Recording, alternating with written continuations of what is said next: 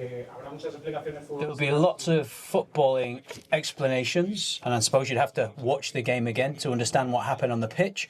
But from the outside, one of the most important things that we've seen is the lack of intensity or losing the duels, even though physically, today, Liverpool were above Real Madrid. Obviously, what are your feelings? I don't have those feelings. I think we've competed well. There were actions in that first half. I think Szoboszlai had an opportunity in that first half. We played at a high rhythm. I think what we were lacking today was perhaps to hurt them in the final third and to be a real threat. And then the second part, it was just small details. At half-time, we said we needed to be in the game to have an opportunity, and we conceded lots of fouls. Thibaut Courtois wasn't able to save that header from the set piece, but it was a bit difficult for us today. I'm not going to complain about my team. We gave it a good go. It's the first game that we've had in this group phase against Liverpool, and then we'll start to think about what's coming in the future.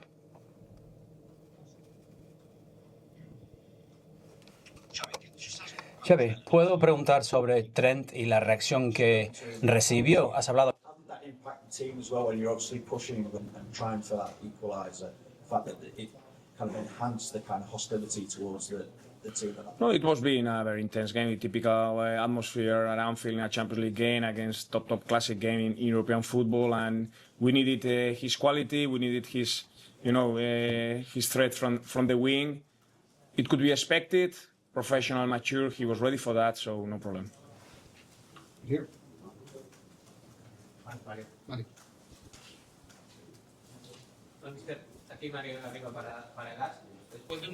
After a start of the season where we've seen you've made many changes to your starting 11, you went with the same starting 11 as the Clásico. Is this going to be your starting 11 in terms of structure and names? These are decisions that we take, and depending on the players that are playing well, are in a good moment. We're still in November. We'll have a really demanding period that we're going into. And for me, today they worked well. They played well in the Clásico. Today we look at things that we could improve on, but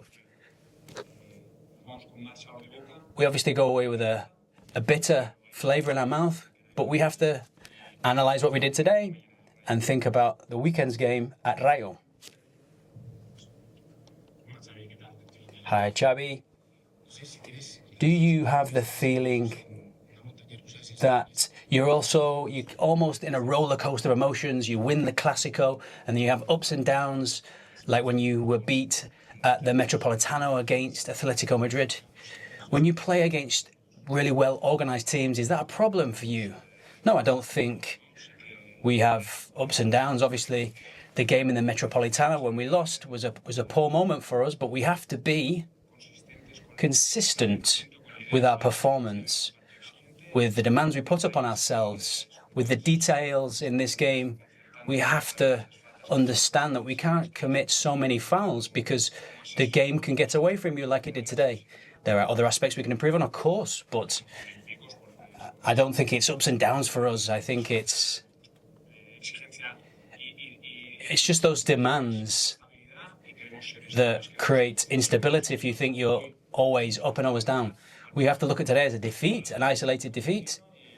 We competed, we were equal to them, and we have to learn from these defeats.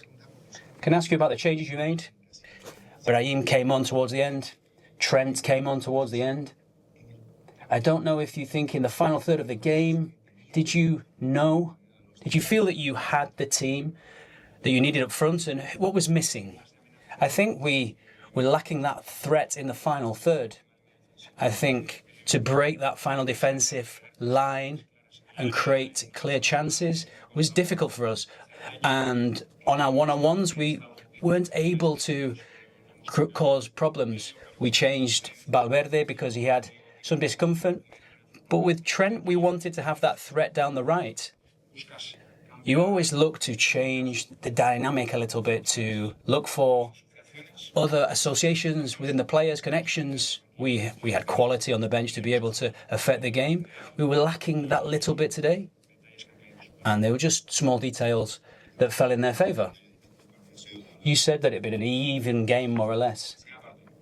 The first half was equal. It seems that Courtois has stopped an even tougher result for Real Madrid. And perhaps there were no chances for Real Madrid in that first half. What do you think about that? No, for me, the most worrying aspect, I would say, is that we need to learn from this, is when in those moments, when they are pressuring you, which can happen, when we're at home with our fans, we manage to do this as well. It's about not conceding those free kicks, those corners. Thibaut was fantastic. Szoboszlai managed to win the ball and get through, and Courtois saved us in that moment. But it was a very intense game. You mentioned, could you talk to me a little bit about the centre of the pitch? How would you analyse the way that you were able to bring the ball out? I think sometimes we came out down the left with Alvaro. We wanted to have a connection and perhaps with a player to be free. And I think Jude, when he received the ball, he was very well marked today. And the idea was for him to find a connection with Kylian. I think we started the first half. We grew into the game in the first half. And then we managed to play in their half. But we didn't really, and we lacked that threat in their area. I think this season you've used 5 players on the right wing. Mastantuono, Brahim, Camavinga, Bellingham, who played for a period during the Clásico. Camavinga played a bit more in the Clásico than he did today. Is that the position where you are less convinced in terms of who you want to put there? I'm sure. I don't know whether you've understood that you've used 5 players in that position. How do you analyse that right-hand side? We have players who can play in different positions. As you've said, Eduardo can play in different places. Arda can also play in that position. Fede, Valverde can play there. It depends on the game, the moment the player is in, the team that we're facing, and we look at our options. Sometimes you have a player with a different type of profile is not an out-and-out winger. We have a big squad and we have to evaluate what we have for each game. I don't know if the thing that annoys you so much is the way you came out in that second half and you received 3 chances from your opponent. Is that the most annoying thing? Straight after half-time. I think that's the aspect, and that's the area we've conceded more chances. I think they are moments that can be avoided because we were close to them. They managed to get in our half a lot more. And then afterwards, they have players that can shoot well from outside the box. But I think we've committed far too many fouls this evening.